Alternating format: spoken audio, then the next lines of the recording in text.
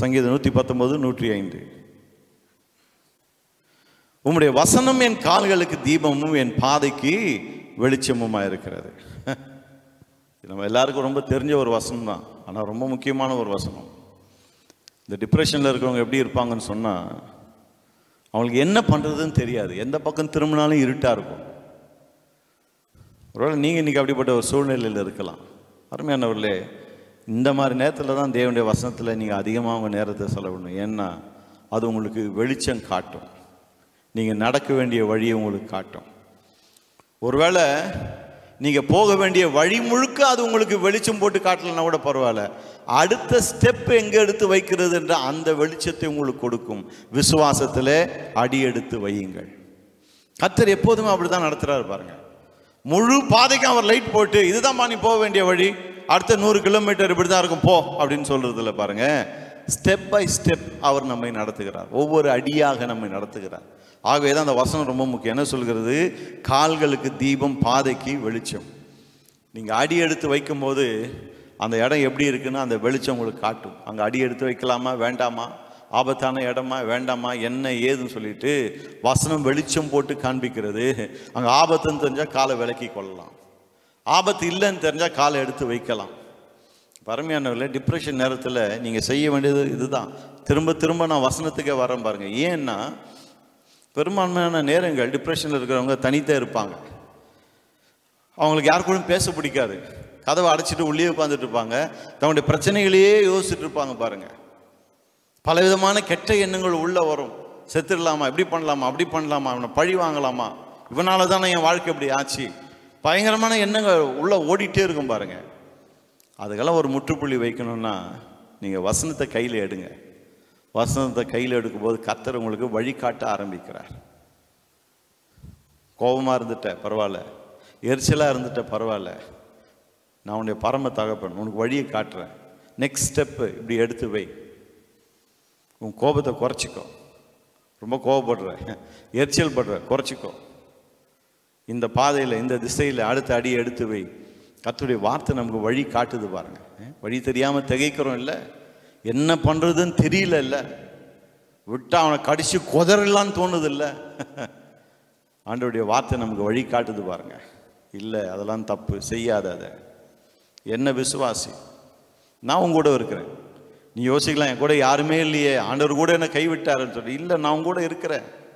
ஆகவே தான் வசனத்தை வாசிக்கிறது ரொம்ப முக்கியம் பாருங்க. நான் கூடவே இருக்கிறேன்ப்பா, மகளே மகனே, நான் கூடவே இருக்கிறேன், நான் உன்னை பார்த்துக்கிட்டே இருக்கேன், நீ ஏன் பிள்ளை, உன்னை விட்டு என்னுடைய கண்களை நான் எடுக்க முடியாது, உன்னை பார்த்துக்கிட்டே இருக்கேன், நான் உனக்கு வழி காட்டுகிறேன், நான் காட்டுகிற வழியில் ஒவ்வொரு அடியாக எடுத்து வச்சு வா, நீ வெளியே வந்துடுவேன். அதுதாங்க நமக்கு ரொம்ப முக்கியம். நான் சொன்னது போல் வசனத்தை ஒரு ஏட்டு சுரக்காக நினைக்கக்கூடாது பாருங்க. இது ஜீவனுள்ள தேவனுடைய வார்த்தை. மனுஷன் அப்பத்தினால மாத்திரமல்ல, தேவனுடைய வாயிலிருந்து புறப்படுகிற ஒவ்வொரு வார்த்தையினாலும் பிழைப்பான். அப்படி வார்த்தை உங்களை பிழைக்க வைக்குங்க, வழிகாட்டு உங்களுக்கு. சரி, 130ஆம் வசனத்தில் சொல்கிறான் பாருங்க, உம்முடைய வசனத்தின் பிரசித்தம் வெளிச்சம் தந்து பேதைகளை உணர்வுள்ளவர்களாக்கும். வசனத்தின் பிரசித்தம் வெளிச்சம் தருகிறதா. வெளிச்சம்னா என்ன? அண்டர்ஸ்டாண்டிங், ஆங்கிலத்தில் அப்படி தான் வருது பாருங்க. அண்டர்ஸ்டாண்ட், புத்தியை கொடுக்கிறது. அப்போது வசனத்தை படிக்க படிக்க படிக்க நம்மை புரிந்து கொள்ள ஆரம்பிக்கிறோம், உலகத்தை புரிந்து கொள்ள ஆரம்பிக்கிறோம், தேவனை நன்றாய் புரிந்து கொள்ள ஆரம்பிக்கிறோம். ஒரு அண்டர்ஸ்டாண்டிங் வருது பாருங்க. நமக்கு யார் விரோதமாக யார் என்ன செய்தாங்க அவங்கள புரிந்து கொள்ள ஆரம்பிக்கிறோம், சூழ்நிலைகளை புரிந்து கொள்ள ஆரம்பிக்கிறோம், பலவிதமான காரியங்களை குறித்து ஒரு அண்டர்ஸ்டாண்டிங் நமக்குள்ளே வருகிறது. அதுதான் ரொம்ப முக்கியம் பாருங்க. இந்த பகுதியில் சங்கீதக்காரன் திரும்ப திரும்ப அந்த அண்டர்ஸ்டாண்டிங்காக ஜெபிக்கிறான். நாமும் ஜெபிக்கணும் பாருங்க. பரிசுத்த ஆவியானவர் குறித்து ஏசாயா புஸ்தகம் என்ன சொல்லுகிறது? அவர் ஞானத்தையும் தெளிவையும் அளிக்கிற ஆவியானவர், விஸ்டம் அண்ட் அண்டர்ஸ்டாண்டிங்கை கொடுக்கிற ஆவியானவர். அப்போ நீங்கள் கேட்கணும், ஆவியானவரே இந்த சூழ்நிலையில் எனக்கு ஞானத்தை தாங்க, எனக்கு அந்த அண்டர்ஸ்டாண்டிங்கை தாங்க. நீங்கள் ஞானத்தையும் தெளிவையும் கொடுக்குற ஆவியானவர் தானே, எனக்கு அந்த ஞானத்தையும் தெளிவையும் தாங்க. இந்த சூழ்நிலையை நான் புரிஞ்சுக்கணும், என்ன நான் புரிஞ்சுக்கணும், இதுலேருந்து வெளியே வர எனக்கு உதவி செய்யுங்க. நீங்கள் கேட்கும்போது ஆவியானவர் உதவி செய்கிறார் பாருங்க. சங்கீதக்காரர் அதான் கேட்குறான். மனசோர்வில் உட்காந்துட்டு புலம்பிக்கிட்டே இல்லை பாருங்க. அடுத்த ஸ்டெப்பு எடுத்து வச்சா சாவுதான் ஆண்டவரேன்றான். ஆனால் அவன் திரும்ப திரும்ப கேட்குற ஒரு காரியம் என்னென்னா, எனக்கு அண்டர்ஸ்டாண்டிங்கை கொடுங்க. இப்போ அருமையானவர்களே, இந்த வசனம் என்னெல்லாம் செய்கிறதுன்னு பார்க்குறோம் இல்லையா? ஆகவே தான் குறிப்பாக டிப்ரெஷனில் இருக்கிறவங்க வசனத்துக்கு இந்த அளவுக்கு நம்ம முக்கியத்துவம் கொடுக்க வேண்டியதாக இருக்குது. வேதம் முழுக்க நீங்கள் பார்த்தீங்கன்னா பிசாசனுடைய ஒரே டார்கெட் என்னன்னா வசனத்தை எடுத்து போடுவது. ஏவாளில் ஆரம்பித்து இன்னைய வரைக்கும் அவருடைய ஒரே டார்கெட் மனுஷனுடைய உள்ளத்தில் இருக்கிற வசனத்தை எடுத்து போட வேண்டும், தேவனுடைய வார்த்தையை எடுத்து போட வேண்டும். எல்லா ஓமைகளிலும் பிரதானமான ஒரு ஓமை இருக்குது. அது என்ன ஓமை தெரியுமா? லூக்கா 8ஆம் அதிகாரத்தில் வாசிக்கலாம், மார்க்கு 4ஆம் அதிகாரத்தில் வாசிக்கலாம். விதைக்கிறவன் குறித்த ஓமை. 4 விதமான நிலங்களை பற்றி பார்க்குறோம் பாருங்க. விதையும் ஒரே விதை தான், நிலமும், ஆனால் நிலம் வெவ்வேறான நிலம். வெவ்வேறமான நிலமாக இருந்தாலும் கூட வசனம் விதைக்கப்படுகிற போது மற்ற எல்லா நிலங்களிலிருந்து பிசாசு செய்கிற ஒரு காரியம் என்ன தெரியுமா? அந்த வசனத்தை எடுத்து போடுகிறான். ஒரு நிலத்தில் அவனே எடுத்து போடுறான். வேதம் சொல்லுகிறது அவங்களுக்குள்ள அந்த அண்டர்ஸ்டாண்டிங் இல்லையா, வசனத்தை அவர்கள் உணராது இருக்கும் போது பிசாசு எடுத்து போட்டுறான் பாருங்க. அண்டர்ஸ்டாண்டிங் எவ்வளோ முக்கியம் பாருங்க. சங்கீதக்காரன் திரும்ப திரும்ப அண்டர்ஸ்டாண்டிங்காக கேட்குறான் பாருங்க.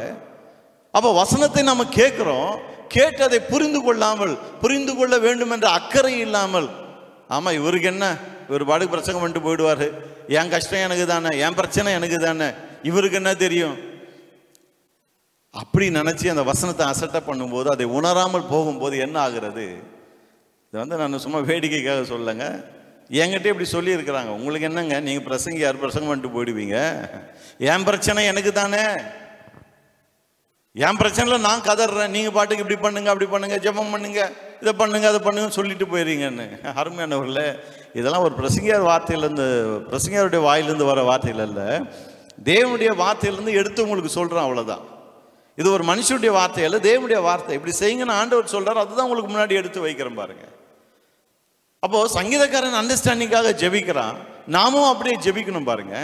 ஏன்னா அந்த அண்டர்ஸ்டாண்டிங் நமக்கு இல்லாமல் போகும்போது, வசனம் உங்களை நோக்கி வருது, அதை புரிந்து கொள்ள வேண்டும் என்ற முயற்சி இல்லாமல் அப்படியே பேன்னு உட்காந்து பார்த்துட்டு இருக்கிறோம், சுவத்தையே வச்சு பார்த்துட்டு இருக்கிறோம் அப்படின்னா அப்போ வசனம் எப்படி உள்ளே போகும்? ஆகவே தான் முதல் நிலத்தில் வசனம் வரப்பு மேலே விழுது பாருங்க. வரப்பு மேலே விழுந்த உடனே அது உள்ளே போக மாட்டேங்குது, பறவைகள் பிசாசு டக்குன்னு எடுத்து போட்டுடுறான். அருமையானவர்களே, கிறிஸ்தவ வாழ்க்கையில் அண்டர்ஸ்டாண்டிங் எவ்வளோ முக்கியம் பாருங்க. அண்டர்ஸ்டாண்டிங்க்கு நம்ம ரொம்ப ஆசைப்படணும். தேவனுடைய வார்த்தை உங்களை நோக்கி வரும்போது இந்த வார்த்தை வீணா போயிடக்கூடாது, வரப்பு மேலே விழுந்த மாதிரி போயிடக்கூடாது, உள்ள ஆழத்தில் போகணும்னு விரும்பணும் பாருங்க.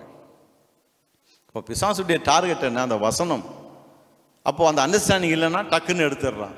அடுத்தது அவங்க கொஞ்சம் அண்டர்ஸ்டாண்டிங் வருது, ஆனால் ஆழம் இல்லை, வேர்கொள்ள முடியல, கற்பார நிலத்தில் விழுந்த மாதிரி அங்கேயும் வசனம் பலன் கொடுக்காம போயிடுது.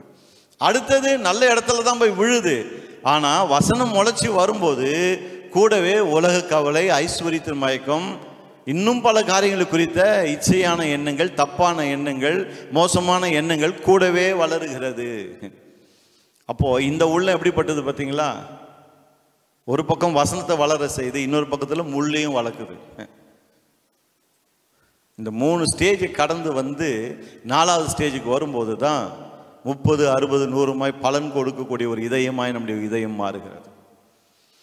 3வது ஸ்டேஜ் ரொம்ப ஆபத்தான ஸ்டேஜ். ஏன்னா இது நாம ஏமாந்து போகக்கூடிய ஒரு ஸ்டேஜ். வசனமும் வளருது, முள்ளும் வளருது. அப்போ நாம் என்ன பார்க்குறோம்? ஓஹோ, வசனம் வளருது அப்படின்னு பார்த்துக்கிட்டே இருக்கோம். அப்புறம் பார்த்தா திடீர்னு கூட வளர்ந்த முள் அந்த வசனத்தை நெருக்கி போடுகிறது. அங்கே மனசோர்வு உண்டாகிறது. ஏன்னா வசனம் வளர்ந்து வருது, பலன் கொடுக்குன்னு பார்க்குறோம், பலனை காணோம்.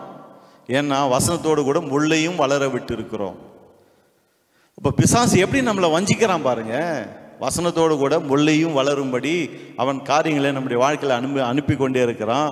இந்த கோபம், எரிச்சல், பொறாமை, வஞ்சகம், சிற்றின்பங்கள், பாவ வாழ்க்கை, இதெல்லாம் சைடு பை சைடு வளருது. வசனம் வளருறதுனால நாம் இதை பெருசாக நினைக்கிறது இல்லை. பரவாயில்லைங்கன்னு விட்டு வைக்கிறோம். ஆனால் என்ன, இந்த வசனத்தை இந்த முள்ளானது வளர்ந்து நசுக்கி போட்டு விடுகிறது, பலன் தராமல் போய் விடுகிறது. அப்போது பிசாசுடைய டார்கெட் என்னன்னு பாருங்க, வசனம். இந்த 3 நிலத்துல இருந்தும் வசனத்தை எப்படியாவது அழிக்கணும்னு அவன் பார்க்குறான். ஆகவே தான் தேவன் வசனத்தை அனுப்பி கொண்டே இருக்கிறார். ஏன்னா அதில் தான் ஜீவன் இருக்கிறது, அதில் தான் வாழ்வு இருக்குது, அதில் தான் சுகம் அடங்கி இருக்குது, அதில் தான் அழிவுக்கு தப்பு வைக்கிற அந்த சம்பவம் நடக்குது பாருங்க. வசனம் இது எல்லாவற்றையும் செய்கிறது. ஆகவே தான் டிப்ரெஷனில் இருக்கிறவர்கள் மற்றவைகளை காட்டிலும் வசனத்துக்கு அதிக டைம் கொடுக்கணும் பாருங்கள். ஏன்னா அப்படிப்பட்டவங்களுக்கு ஜெபிக்க கூட தோணாது. என்னத்தை ஜெபிக்கிறது, இவ்வளோ ஜெபம் பண்ணி என்ன நடந்திருக்கு அப்படி தான் தோணும் பாருங்கள். அவங்களுக்கெல்லாம் வசனத்தை வாசிக்க கூட பிடிக்காது. ஆனால் சொல்கிறோம் பாருங்கள், சில காரியங்களை, எவ்வளோ காரியங்கள் இருக்கு இல்லையா வாழ்க்கையில், விருப்பம் இல்லாமல் தானே செய்கிறோம். அதே மாதிரி தயவு செய்து விருப்பமே இல்லைன்னா கூட பைபிள் எடுத்து வாசிங்க. கடமைக்குன்னு வாசிக்கிற மாதிரி இருந்தால் கூட பரவாயில்ல, வாசிங்க. வேத வசனத்தை வாசிக்கிறது நிறுத்தாதீங்க. இல்லாட்டி நல்ல பிரசங்கங்கள், ஆவிக்குரிய பிரசங்கங்கள், உங்களை கட்டி எழுப்பக்கூடிய நல்ல பிரசங்கங்களை கேளுங்க. 5 நிமிஷத்துக்கு மேலே கேட்க பிடிக்கல, பரவாயில்ல, அந்த 5 நிமிஷமாவது கேளுங்க. ஒரு அதிகாரம் மேலே வாசிக்க முடியல, பரவாயில்ல, வாசிங்க. கொஞ்சம் டைம் விட்டு மறுபடியும் எடுத்து வாசிங்க. ஒரு வசனம் தாங்க வாசிக்கிறேன், அதுக்கு மேலே முடியல, பரவாயில்லங்க, அந்த ஒரு வசனமாவது வாசிங்க, விட்டுறாதீங்க. அந்த ஒரு வசனம் கூட உள்ளே போகக்கூடாது என்பதுதான் பிசாசுடைய விருப்பம். அவன் வசனத்தை எடுத்து போட பார்க்குறான். நீங்கள் வசனத்தை உள்ளே போட்டுக்கிட்டே இருங்க. வசனம் என்ன சொல்லுது? லூக்கா 8:15 சொல்லுகிறது, நல்ல நிலத்தில் விதைக்கப்பட்டவர்கள் வசனத்தை கேட்டு அதை உண்மையும் நன்மையுமான இருதயத்திலே காத்து பொறுமையுடனே பலன் கொடுக்கிறவர்களாக இருக்கிறார்கள். இது ரொம்ப முக்கியமான காரியம் பாருங்க. வசனத்தை கேட்டு உள்ளத்தில் வச்சு அதை காத்து பொறுமையுடனே பலன் கொடுக்கிறார்கள். அப்படின்னா என்ன அர்த்தம்? இந்த வசனம் உங்களுக்குள்ளே போகுது இல்லையா? டிப்ரெஷன் நேரத்தில், கஷ்ட நேரத்தில், வேதனையின் பாதையில் வசனத்தை எடுத்து உள்ளே போடுவீங்க, விதைய மாதிரி உள்ளே போட்டுக்கிட்டே இருக்கீங்க. இது ஓவர் நைட்டில் பலன் கொடுக்கறது இல்லை பாருங்க. அதை உள்ளே வச்சு நீங்கள் பொக்கிஷம் போல பாதுகாக்கிறீங்க. இது தேவனுடைய வார்த்தை, இது எனக்கு உதவி செய்யும், ஞானத்தை கொடுக்கும், அறிவை கொடுக்கும், புத்தியை கொடுக்கும், என்னை வாழ வைக்கும், என்னை சுகமாக்கும் சொல்லிட்டு அதை உள்ளத்தில் நீங்கள் பத்திரமாய் பேணி காக்கும் போது என்ன ஆகிறது? அது பொறுமையுடனே பலன் கொடுக்க ஆரம்பிக்கிறது. பலன் கொடுக்குதுங்க, ஆனால் ஓவர் நைட்டில் கொடுக்கறது இல்லை. பொறுமையுடனே பலன். சில மாதங்கள் ஆகலாம், சில வருஷங்கள் ஆகலாம், பரவாயில்ல, ஆனால் பலன் கொடுக்கும். ஆனால் அது வரைக்கும் நாம் பொறுமையோடு கூட இருக்கணும். சின்ன பிள்ளைங்க மாதிரி அது விதையை போய் விதைச்சிட்டு அப்பப்போ நோண்டி பார்ப்பாங்க பாருங்கள், இது முளைச்சதா இல்லையா, அந்த மாதிரிலாம் பண்ணிட்டு இருக்கக்கூடாது. வசனத்தை உள்ளே போட்டு விதைக்கிறீங்களா, பொறுமையாக இருங்க. வசனம் உள்ளே போய் வேலை செய்து எதை விதைக்கிறீர்களோ அது விளைந்து மிகுந்த பலனை கொடுக்கக்கூடியதாய் மாறும். அது 30, 60, 100 உங்களுக்கு பலன் தந்து உங்களை ஆசீர்வாதமாய் நன்றாய் வாழ வைக்கும். அதை புரிஞ்சுக்கணும் பாருங்கள். அவசரப்படாதீங்க. ஐயோ, என் சூழ்நிலை மாறலையே, என் நிலைமை மாறலையே, என் கணவன் மாறலையே, பிள்ளைங்க மாறலையேன்னு அவசரப்படாதீங்க. வார்த்தை எடுத்து உள்ளே போடுங்க, அது நிச்சயம் வேலை செய்யும். கூட முள்ளும் இதுவும் அதுவும் விளைய விடாதீங்க. சந்தேகத்தை விளைய விடாதீங்க, பயத்தை விளைய விடாதீங்க. ஏன்னா அதெல்லாம் வசனத்தை நசிக்கிடும் பாருங்க. வேறு எதையும் விளைய விடாதீங்க. உள்ள வசனத்தை போட்டு நல்ல இருதயத்தில் அதை பொக்கிஷம் போல பாதுகாத்து வைத்திருங்கள். பொறுமையுடனே கூட நீங்கள் நிச்சயம் பலன் கொடுப்பீர்கள். ஆமென்.